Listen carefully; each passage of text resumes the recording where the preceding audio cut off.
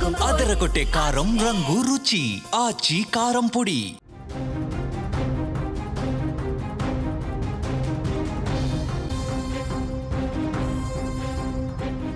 జూబ్లీహిల్స్ ఉప ఎన్నికలో కాంగ్రెస్ ఘన విజయం నమోదు చేసింది. మొదటిసారి ఎమ్మెల్యే అయ్యారు నవీన్ యాదవ్.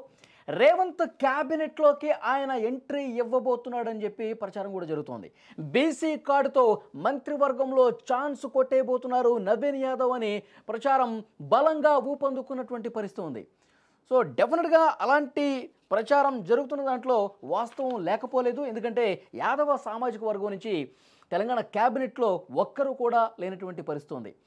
కాబట్టి రేవంత్ రెడ్డి గారు ఈ వ్యూహంతోనే నవీన్ యాదవ్కి టికెట్ ఇప్పించి గెలిపించి క్యాబినెట్లోకి తీసుకోవాలన్న ఉద్దేశం మొదటి నుంచి రేవంత్ రెడ్డికి ఉంది అని ఒక ప్రచారం అయితే చాలా స్పష్టంగా జరుగుతున్నటువంటి సిచ్యువేషన్ ఉంది.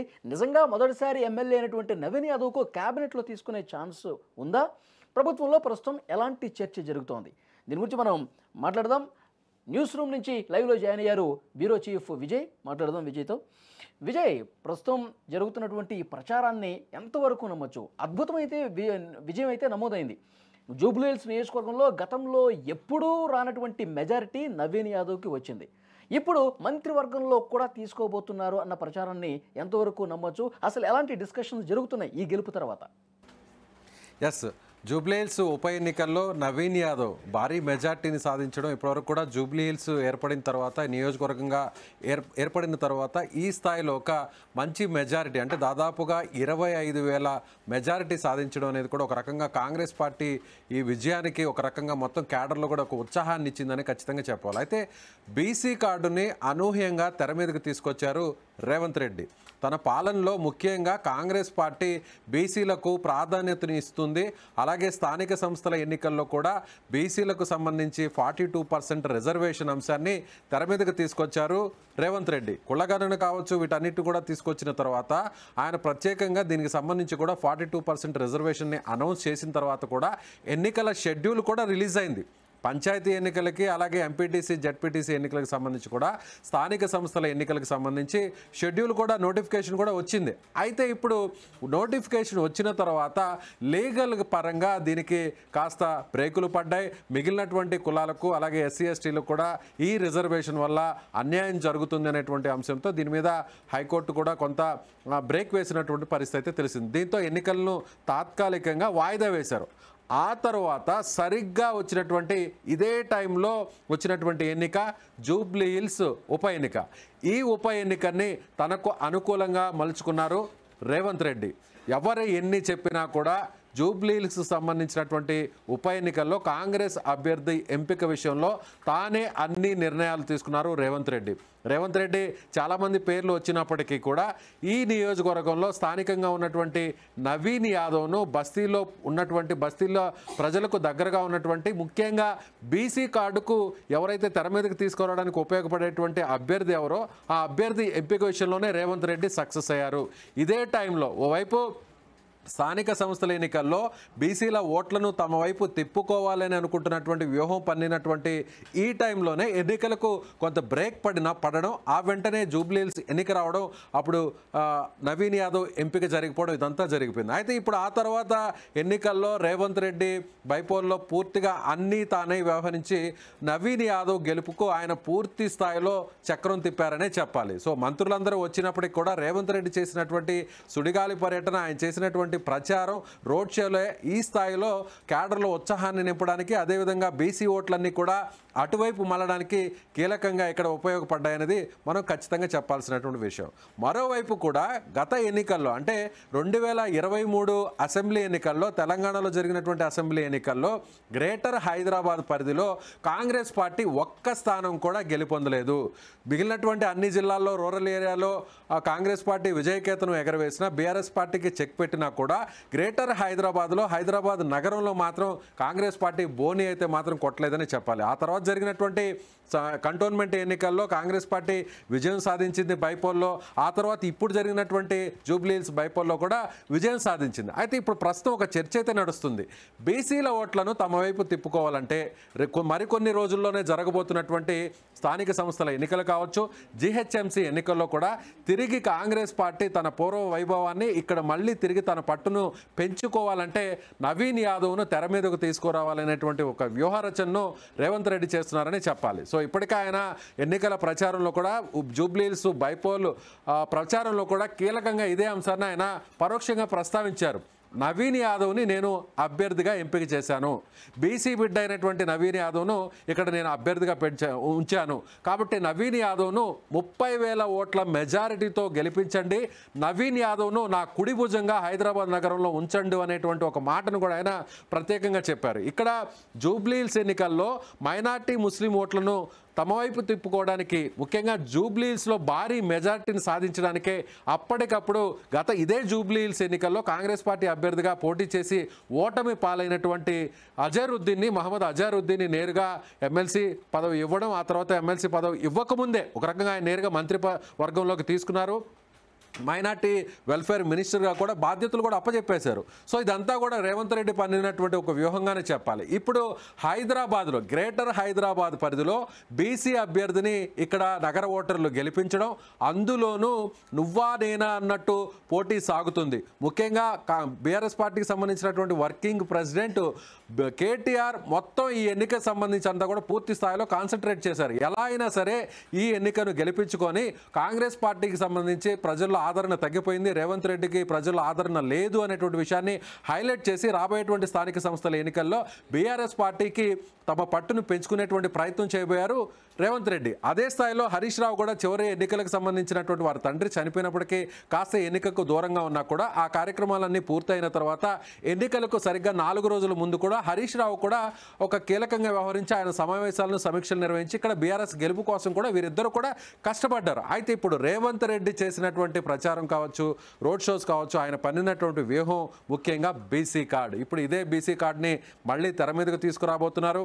జిహెచ్ఎంసీ ఎన్నికల్లో, స్థానిక సంస్థల ఎన్నికల్లో బీసీలందరూ కూడా తమ వైపు ఉండాలి అంటే హైదరాబాద్ నగరంలో ప్రధానంగా కూడా బీసీలలో యాదవ సామాజిక వర్గానికి ప్రాధాన్యత ఎక్కువ ఉంటుంది.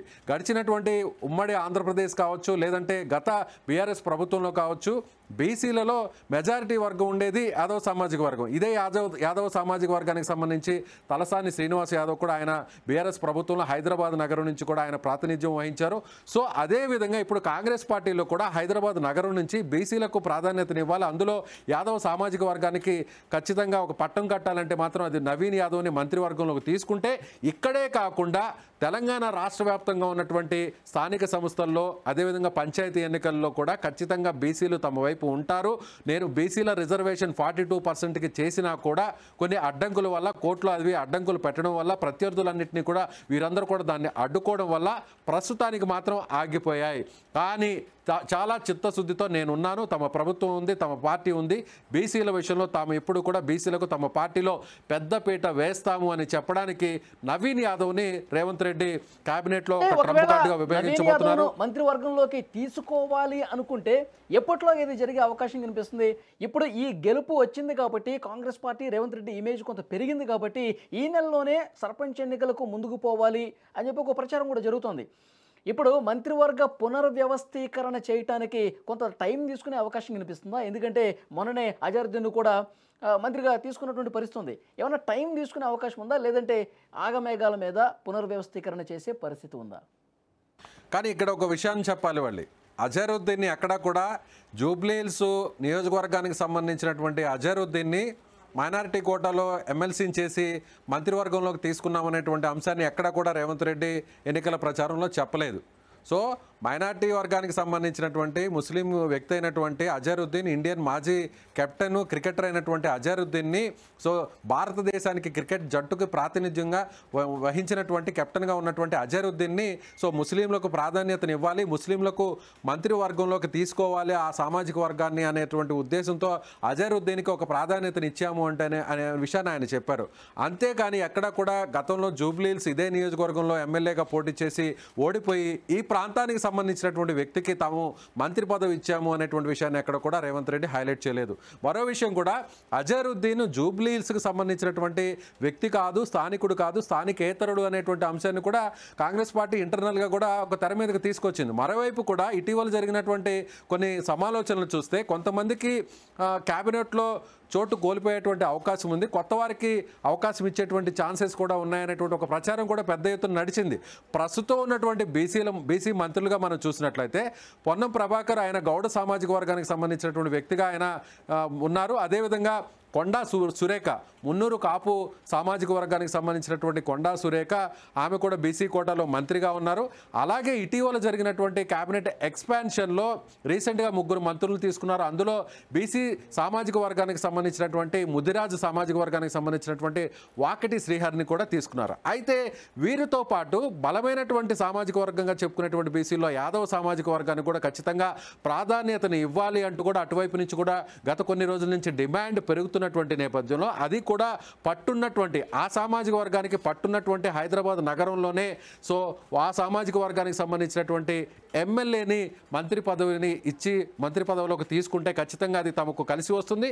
మరోవైపు కూడా హైదరాబాద్ నగరానికి తమ ప్రయారిటీ ఎంత పెంచుతున్నాము, హైదరాబాద్ నగరంలో మీరు గెలిపించి పట్టం కట్టినటువంటి నవీన్ యాదవ్కు మంత్రివర్గాన్ని ఇస్తున్నాం, మంత్రివర్గంలోకి తీసుకుంటున్నాం కాబట్టి హైదరాబాద్ సిటీని కూడా డెవలప్ చేయాలనేటువంటి ఆలోచనతో తమ ప్రభుత్వం పార్టీ ఉంది అనేటువంటి ఒక మెసేజ్ని కూడా సో జిహెచ్ఎంసీ ఎన్నికల్లో కూడా క్యాడర్లోకి అలాగే ఓటర్లో కూడా పంపే ప్రయత్నం అయితే రేవంత్ రెడ్డి చేయబోతున్నారనేది కూడా చాలా స్పష్టంగా చెప్పాలి. అయితే ఇప్పుడు స్థానిక సంస్థల ఎన్నికలకు ముందు ఈ నిర్ణయాన్ని తీసుకుంటారా లేదంటే స్థానిక సంస్థల ఎన్నికల తర్వాత నిర్ణయం తీసుకుంటారనేది ప్రస్తుతానికైతే క్లారిటీ లేదనే చెప్పాలి. ఇప్పటికే దీనికి సంబంధించి ఒక ఇంటర్నల్ ఇన్ఫర్మేషన్ అయితే వస్తుంది.